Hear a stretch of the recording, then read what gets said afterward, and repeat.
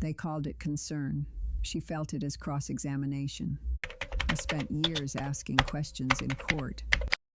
But one afternoon, my aunt taught me the danger of asking like a judge in someone's kitchen. Have you ever mistaken someone's quietness for a problem that needed fixing? This morning, I made tea and forgot to drink it. That is not unusual at my age. But today, I noticed why. The cup was warm when I poured it. Then the phone rang. My daughter's name lit up on the screen, and before I answered, I saw my own hand hovering near the handle. Not touching it, just hovering. For one foolish second, I thought of Aunt Margaret. Not because of the tea. Because of the way an old woman can leave a cup untouched and make an entire family think they have found evidence. My daughter asked, "Mom, are you getting out this week?" I looked past the cup, toward the calendar on my kitchen wall. There were empty squares there, 3 of them. But the calendar was not what brought the memory back first. It was the tea. The first time I understood that a family could turn concern into cross-examination, it began with a cup my aunt refused to lift. It happened in her kitchen, not in a courtroom, and I was not wearing a robe that day. That made it worse. When you wear the robe, people expect hard questions from you. They expect the room to stiffen a little when you speak. They expect facts, order, a line between fear and proof. But when you walk into a family kitchen, carrying nothing but your handbag and your old habits, no one calls it a hearing. They call it helping. They call it concern. They call it, "We just need you to talk to her." My cousin Diane called me that afternoon. Her voice was low in the way people speak when the person they are discussing is only 1 room away. "Evelyn, can you come over? Mom will listen to you. She respects you. You handled family matters for a living." That last sentence should have made me stop. It did not. I had spent too much of my life being useful in emergencies. I mistook being called for being needed. There is a difference. Aunt Margaret was 78 then. She lived in the same cream-colored house she had lived in for over 40 years. A narrow driveway, a leaning back porch, a kitchen with yellowing curtains, and a refrigerator that hummed like it was thinking about something. That kitchen was not beautiful, not in the way magazines use the word, but it knew her. The chair by the window did not press against her hip. The kettle clicked before it boiled. The floorboard near the sink complained only if you stepped on it wrong. The afternoon light reached the table at 4 and stopped at the same long scratch in the wood. Her body had learned the room, and the room had learned her body. By the time I arrived, Diane was standing beside the refrigerator. Paul, Margaret's younger son, had driven in from 2 hours away and still had his jacket on. That told me something. People who plan to stay take off their coats. People who plan to solve a problem keep them on. Diane hugged me quickly, but her eyes went back to her mother before her arms had fully let go. Her phone kept lighting up on the counter. Work. Her youngest son. A pharmacy reminder. She turned it face down, but not before I saw the dark half-moons under her eyes. Diane was tired, not the graceful kind of tired people write poems about. The kind that makes love come out as instructions. Aunt Margaret sat at the kitchen table with a cup of tea in front of her. She had not touched it. At first, I thought she was simply being stubborn. Then, I saw her right hand. A tremor. Small, almost polite. The kind of tremor an older woman tries to hide by pretending she is not thirsty. Diane saw it too. So did Paul. And Aunt Margaret saw them seeing it. That was the cruelty of the moment. The weakness was not new. Only the witnesses were. Diane began before I sat down. She's barely been out this week. Aunt Margaret looked at her tea. She canceled watercolor class, Diane said. She skipped lunch group again. She told Mrs. Green from church not to come by without calling first. Paul cleared his throat. I called the senior center, he said. They have transportation. They can pick her up twice a week. There's a bridge group, movie afternoon. Someone can check in every morning. He said it carefully, like a man presenting a reasonable plan to a board. Then he added, if someone sees her every day, at least we know she's okay. Aunt Margaret did not look at him. She looked at the cup. Diane pointed toward the refrigerator. And look at the calendar. There it was. The calendar, a plain paper calendar, held by a small apple-shaped magnet. A blue pen hung from a string beside it. There were old marks from earlier months. Dentist. Paul, flight. Diane, dinner. Tom, prescription. Church bake sale. But that week was mostly empty. 3 blank squares in a row. Diane tapped one of them with her fingernail. Nothing, she said. Monday, Tuesday, Wednesday, nothing. She said it as if nothing were a diagnosis. I will be honest with you. At first I understood Diane. I understood Paul. I had seen enough families wait too long.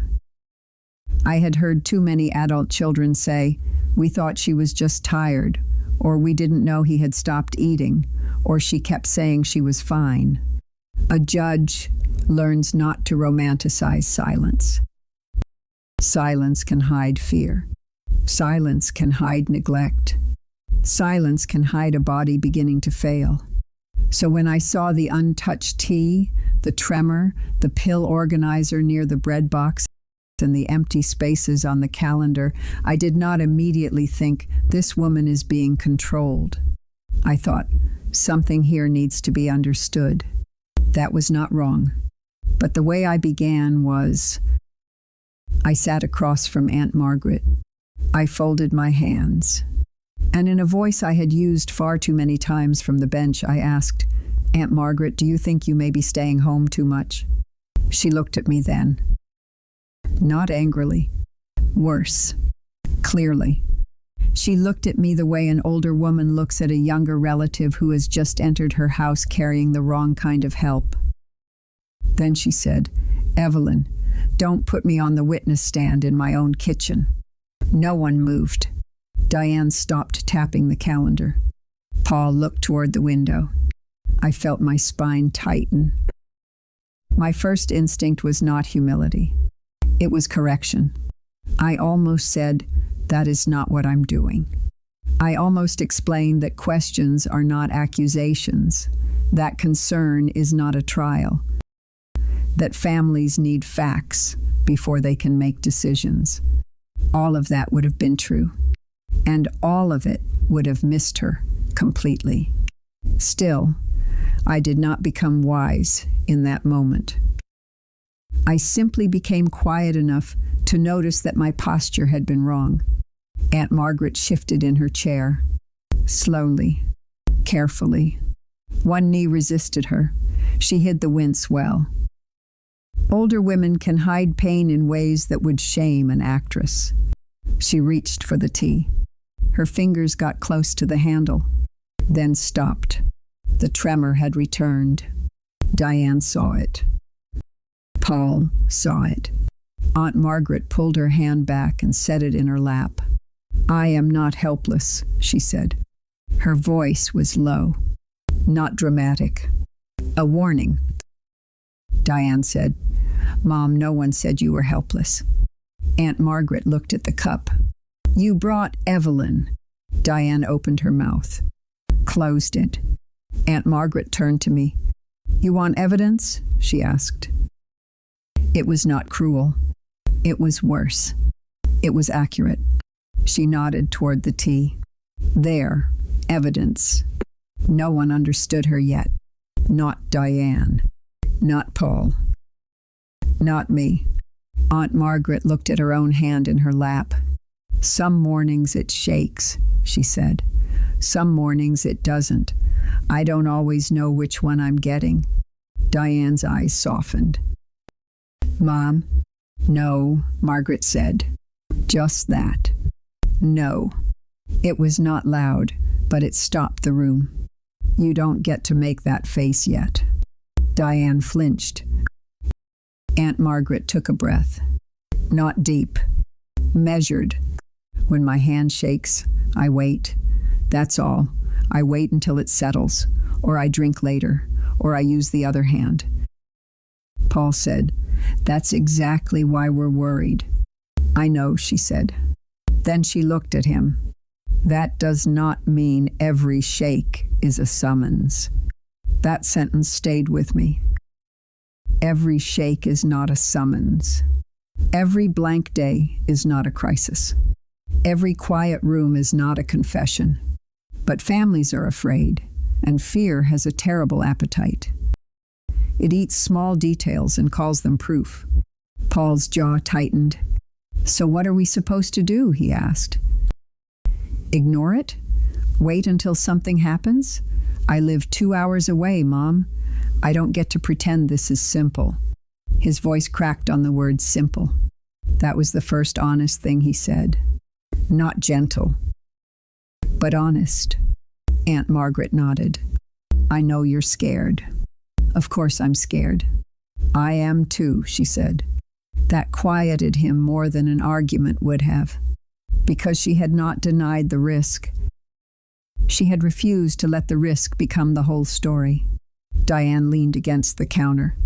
Her phone lit up again. This time, she did not turn it over. She looked at it with the exhausted resentment of someone being needed in too many directions. I'm the one who comes over, she said. I'm the one who checks the groceries. I'm the one who sees when the mail piles up. I'm the one who has to wonder if you didn't answer because you're in the bathroom on the floor. Aunt Margaret looked at her daughter. I know. Diane's eyes filled. No, Mom, I don't think you do. There it was. The part families usually bury beneath politeness. Diane was not only controlling, she was frightened and tired and angry that fear had made her into a person her mother resented. That mattered. If Diane had been only controlling, the story would have been easy. Families are rarely easy. Aunt Margaret moved her left hand toward the cup instead. This time she lifted it, only an inch. The saucer clicked, a small sound. Everyone heard it. She set it down before drinking. The shame on her face was worse than the tremor. Do you think I don't know? She asked. No one answered. Do you think I don't feel my hand? Diane covered her mouth. Aunt Margaret looked toward the refrigerator. You think the calendar is the problem? Her finger lifted, then dropped back into her lap. Fine, look at the calendar, Diane whispered. Mom, please. No. You wanted Evelyn here, let her look. So I looked. The calendar was not empty. That was the first thing I had missed. It only looked empty if you believed a life counted only when someone else wrote on it. There were faint marks where old ink had pressed through from previous pages. There was a smudge near Wednesday, a tiny tear at the bottom where the string from the pen had rubbed the paper. Aunt Margaret said, For 40 years that calendar was never mine. She stopped. The refrigerator hummed. A pipe knocked somewhere in the wall. Then she said, Your father's heart doctor. A pause. Diane's school conferences. She looked at Paul. Your baseball games. Her voice was not smooth. It came in pieces, like she was pulling boxes down from a high shelf. Your daughter's feeding times, when you and Laura were too tired to remember. Paul looked away. Mom, that's not fair. No, she said, it isn't, but it is true. That was when the room changed. Not because she won, because she stopped making the truth comfortable. When your father died, she said, people called me for everything. Time of service, food, flowers, which suit, who needed a ride, who should sit where. She looked at Diane. Even grief had a schedule. Diane sat down then, not because she agreed, because her legs had given up pretending. Aunt Margaret looked at both of them. I know you love me. That sentence mattered. If she had said, you don't love me, they could have defended themselves. If she had said, you never come, they could have brought receipts. But she did not question their love. She questioned what their love was doing. I know you love me, she said again. That is why this is hard. Diane wiped under one eye. I just want you to have something to look forward to. Aunt Margaret gave a small smile, a tired one. The kind women use when they are expected to appreciate a cage because someone put flowers on it. I know. Then after a moment, but why does it always have to be something you put there? Paul rubbed his forehead. Because when you put nothing there, we don't know what's happening. Aunt Margaret looked at him. Then ask what is happening. We do ask. No, she said. You inspect. The word landed hard. Paul did not like it. I call, he said. You count. I check in. You check up. Diane said, that is unfair. Aunt Margaret nodded. Yes. She seemed tired of perfect fairness. Maybe age does that. Maybe after 78 years, a person stops polishing the truth so everyone can hold it comfortably. She turned toward me. And you asked your question like I had already failed something. I looked at my hands. I had no ruling for that. Diane took a breath. Mom, you used to like being busy. Aunt Margaret looked at her daughter's tired face. I used to be needed. Then softly, that is not the same thing. No one spoke. Not even me. Especially not me. Aunt Margaret finally took the cup with both hands. The tremor was still there, but with both hands she could manage it. She drank. A small sip. A victory no one was allowed to name. Then she said, I don't hate people coming over. Paul looked up. I hate having to prove I haven't disappeared every time they do. That was the heart of it. Not the calendar. Not the tea. Not the canceled watercolor class. The proof. The endless proof. Proof she was safe. Proof she was social. Proof she was not depressed. Proof she was not declining. Proof she was grateful. Proof she was still herself, while everyone watched for evidence that she was not. Diane whispered, We're just scared. I know. Aunt Margaret looked at the chair near the stove. Mrs. Alvarez came Thursday. Diane blinked. Mrs. Alvarez from next door? Margaret nodded. She brought oranges. Paul looked confused, as if oranges had no place in a serious family discussion. She sat there, Margaret said, nodding toward the chair. She peeled one with that little knife she keeps in her purse, gave me half. A pause. She told me her knee was bad. I told her the cabinet under the sink still smells like bleach no matter what I do.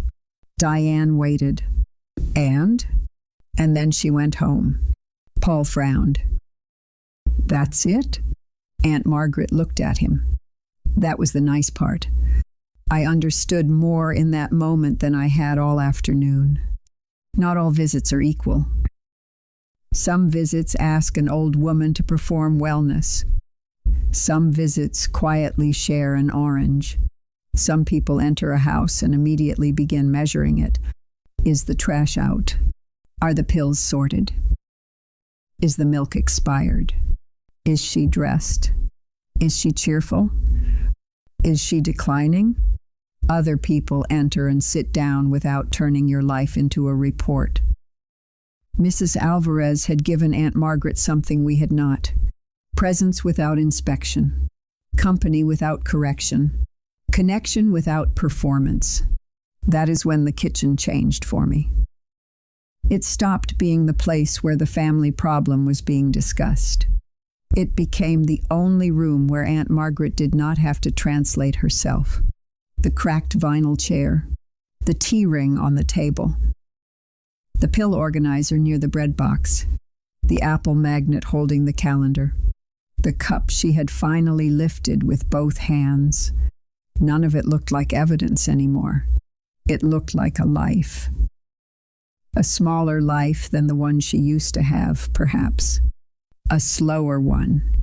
A life with tremors and blank spaces and a knee that did not bend easily, but still hers. That was the word I had missed. Hers.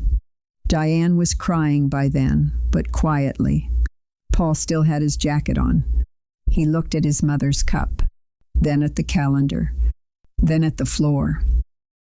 For a moment, I thought he would argue again. Instead, he said, "I don't know how to do this." Aunt Margaret asked, "Do what?" "Let you be," he said. It was not a graceful sentence. That is why I believed it. Aunt Margaret did not soften completely. Real people rarely do on command. She said, "You could start by not sending strangers to my door before asking me." Paul winced. "Fair." Diane said, "And what if you say no to everything?" Aunt Margaret looked at her. "Then maybe I mean no." Diane looked hurt. Aunt Margaret saw it. She added, quieter, "Not no to you, no to being handled." That helped. Not enough, but enough to keep the room open. I asked a different question then. Not the one I had come in with. Not, "Are you staying home too much?" I asked, "What kind of help still feels like respect?" Aunt Margaret looked at me, suspicious. She was right to be. New questions from old judges should be inspected. Then she looked at the calendar. Ask before writing anything down. Diane stared at the blank squares. "That's all?" "No," Margaret said. "That's the beginning." Paul finally unbuttoned his jacket. He did not take it off. Not yet. But he unbuttoned it. That was more believable than surrender. "What days do you want left alone?" he asked. The question sounded awkward in his mouth. Good.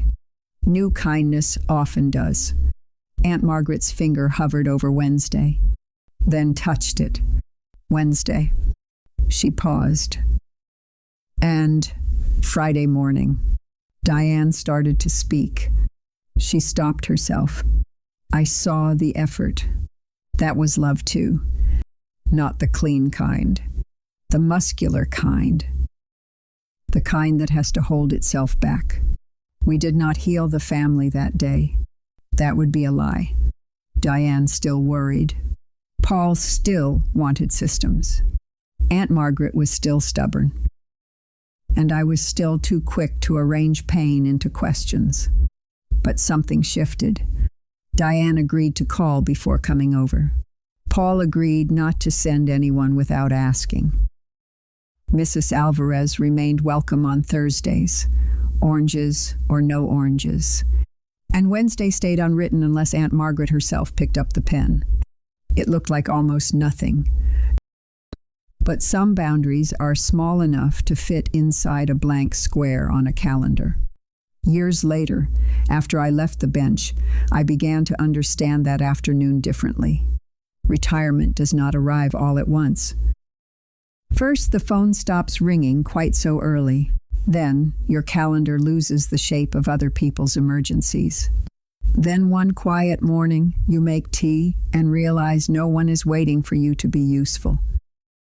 For decades, my calendar had been proof that I mattered. Hearings, conferences, orders, meetings, calls, lunches I barely tasted. Birthdays I meant to leave work early for. Dinner with my children, postponed, shortened, then replaced with apology. Once, when my daughter was younger, she stood in the doorway of my study and asked, half joking, "Mom, do I need to make an appointment to talk to you?" I smiled at the time. There was a file open in front of me. I said, "Give me 10 minutes." I do not remember the case. I remember the door closing. That is the cruelty of memory. It does not always preserve what you thought was important. It preserves what you were too busy to understand. So when my daughter called this morning and asked if I was getting out this week, I heard Diane. I heard Paul. I heard myself. And I heard Aunt Margaret saying, "Don't put me on the witness stand in my own kitchen." My daughter was not trying to control me. I know that. She loves me. But love carries old tools: concern, schedule, suggestion, plan, check-in, activity. A full calendar can look like safety from far away. An empty one can look like danger. And a cup of tea left untouched can look like proof. If fear is the one looking. I stood there with the phone against my ear. My daughter said, "Mom, are you still there?" I looked at the tea cooling on my counter. Then at the calendar. 3 empty squares. White and quiet. For once, I did not cross-examine them. "I'm here, sweetheart," I said. Then I added, "I may stay home this week." A pause. I could hear her choosing her next sentence. I knew all her possible sentences. "Are you sure? Maybe you should get out. Do you want me to come by? You need something on the calendar." But she surprised me. She said, "Would you like me to come over, or would you rather have the day to yourself?" I sat down. Not because my knees hurt, because the question did, in the gentlest way. "I'd like Sunday," I said, "but not today." "All right," she said. No argument. No little sigh. No rescue mission. Just all right. After we hung up, I wrote Sunday on the calendar. Then I looked at Wednesday. My thumb rested on the empty square for a moment. The paper was clean there. No appointment. No duty. No proof. Just a day no one had claimed. I picked up my tea. It had gone lukewarm. I drank it anyway. Then I put the cup down beside the calendar and did something that took me longer to learn than any ruling I ever wrote. I left Wednesday alone. Aunt Margaret died 3 years after that afternoon. Her calendar was not full when she died, but it was hers. There were doctor visits on it, a birthday dinner, a haircut, a note that said Diane, noon, in Margaret's own handwriting. Mrs. Alvarez on Thursdays, though no one ever wrote that down. And there were blank days. Protected days. Days no one apologized for. Near the end, Diane told me she had learned to ask, "Is today a visit day or a quiet day?" Sometimes Margaret said, "Quiet." And Diane learned to answer, "Then I'll call tomorrow." That may not sound like much, but in some families, that is a revolution. A quiet one, the kind that does not slam doors, the kind that leaves a cup untouched without turning it into a case, the kind that lets a calendar square stay empty and trusts the person living inside it. I still think about that when I see a blank day. I try not to rush toward fear. I try not to rush toward comfort either. I try not to make evidence out of everything an old person does slowly. A trembling hand, an unanswered call, a quiet kitchen, a day with nothing written on it. Sometimes those things mean help is needed. Sometimes they mean dignity is trying to survive being watched. The difference is not always obvious. That is why we ask. Not like judges, not like managers, not like frightened children searching for proof, like people who remember there is still someone inside the silence. That morning, in my own kitchen, I did not fill Wednesday. I did not explain it. I did not defend it. For once, I let a blank thing remain unexamined.